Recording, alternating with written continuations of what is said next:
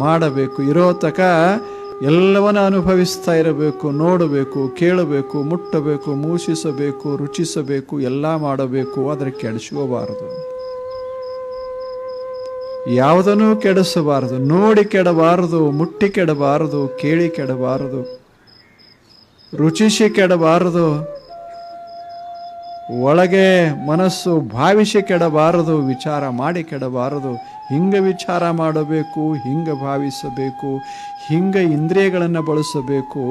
ಹೇಗೆ ಬಳಸಿದರೆ ಜೀವನದಲ್ಲಿ ಒಂದು ಬಗೆಯ ಸುವಾಸನೆ ಹರಡ್ತದ, ಹಂಗೆ ಬಳಸಬೇಕು ಅವುಗಳು.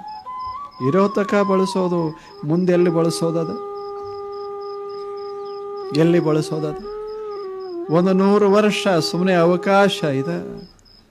ನಾವು ಕೂಡ್ಸಾಕ ಬಂದವರಲ್ಲ, ಬಳಸಾಕ ಬಂದವರು. ನಿಸರ್ಗ ಕೂಡಿಸೋದೇ ಉದ್ದೇಶ ಇತ್ತು ಅಂದ್ರೆ ಅದು ಹಂಗೆ ಮಾಡ್ತಿತ್ತು. ನಮಗೂ ಒಂದಿಷ್ಟು ದೇಹದ ಒಂದು ಭಾಗದಲ್ಲಿ ಆ ಸಂಪತ್ತನ್ನು ಕೂಡಿಸಿಡುವಂಗೆ ಮಾಡ್ತಿತ್ತು. ಹಂಗೆ ಮಾಡಿಲ್ಲ. ಹೆಂಗೆ ಮಾಡ್ಯದ? ಸುಮ್ಮನೆ ನೋಡು. ಸುತ್ತೆಲ್ಲ ಸಂಪತ್ತೇ ತುಂಬಿದಾಗ ಸಂಗ್ರಹಿಸುವ ಪ್ರಶ್ನೆ ಎಲ್ಲಿ ಬರ್ತದೆ?